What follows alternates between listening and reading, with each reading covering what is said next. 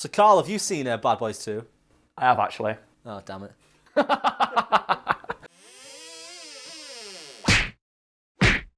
Hot Fuzz is a lovingly crafted homage to schlocky 80s action movies, most of which are either directly referenced or lampshaded in the film itself. Because subtlety is dead, the film also shows 2 clips from the films that directly inspired it, something that apparently was a total ball ache to film.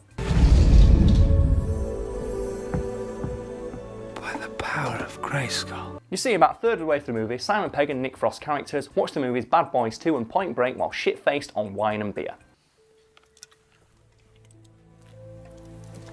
During this scene, we, the audience, are shown 2 clips, one from Point Break and one from Bad Boys 2, both of which are directly referenced later in the movie. You're a doctor.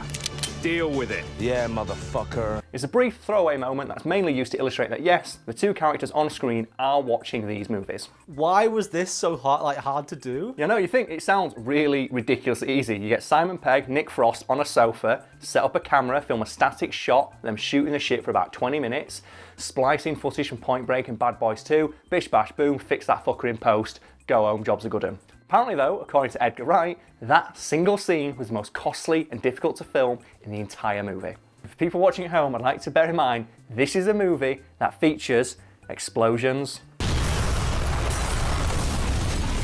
shootouts, and a fist fight in a tiny model village.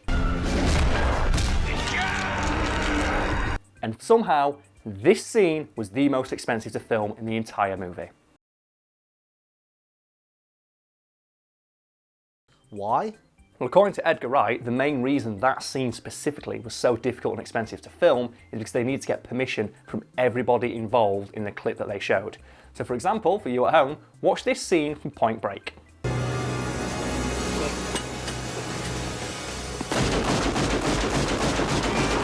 To get that scene into Hot Fuzz, somebody had to call up both Keanu Reeves and Patrick Swayze to get their permission to have their likeness appear in the film. But Swayze's wearing a mask. Yeah, that doesn't matter. He still physically appears in that clip, so they need to get his permission to show his likeness, even though you only see the back of his head, which is covered by a mask, for about a quarter of a second.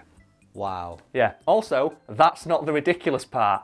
For everyone watching at home, did you notice the third person in that clip?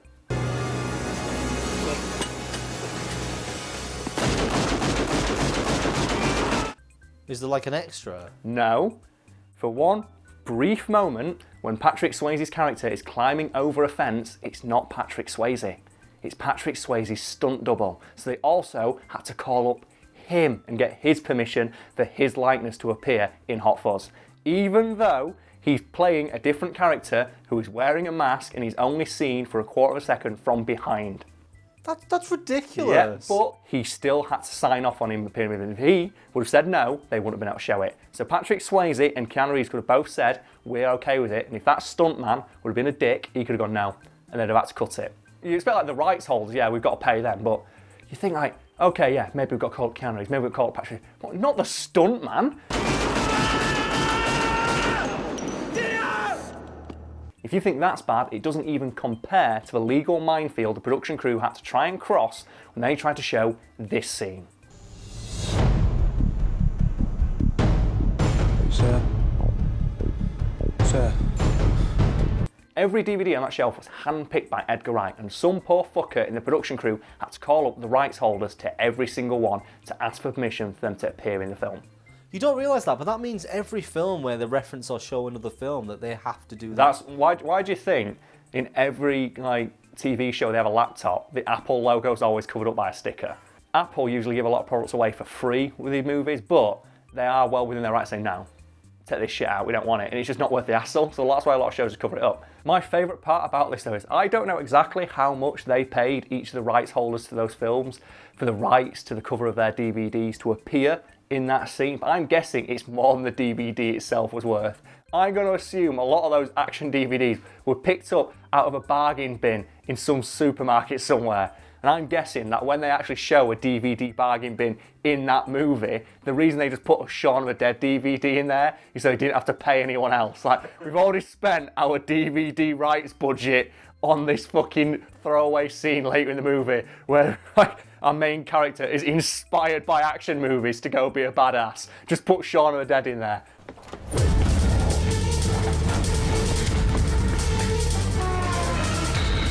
I would not be surprised though if that when he put it'd be a nice reference to our own film to put this in, and then someone from the legal team went, I'm like, Edgar, I'm really sorry, but technically we do have to ask Simon Pegg and Nick Frost if they're okay with their likenesses appearing in this movie.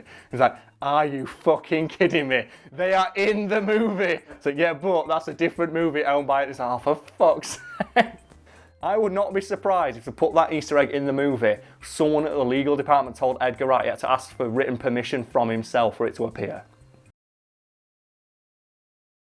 What's your favourite Easter egg then in the entire Cornetto trilogy? I have quite a few from Shaun of the Dead, and since it's all the rage on YouTube, isn't it? Like 10 things you may have missed from Shaun of the Dead, and it's always like the most obvious shit that anyone would have seen on like a first viewing.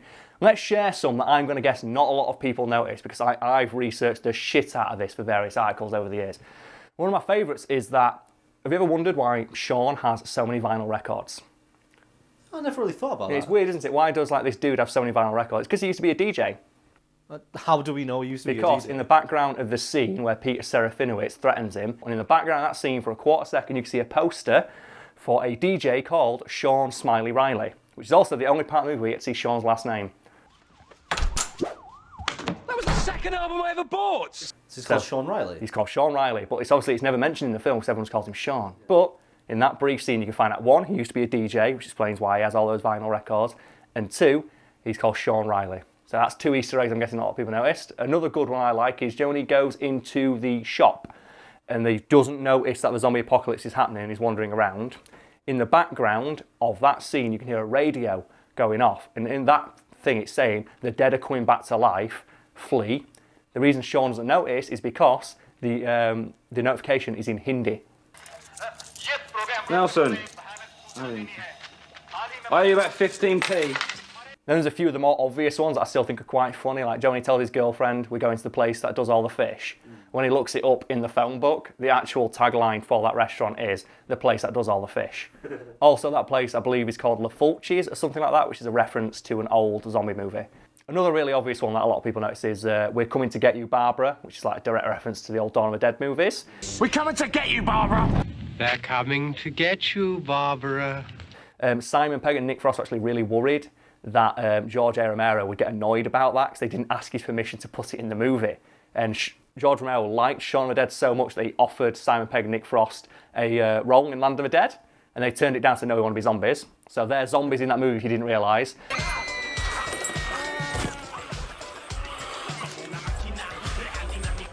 And they told like George Romero, oh, so did you mind us nicking like We're Coming to Get You, Barbara? And he goes, I didn't even notice.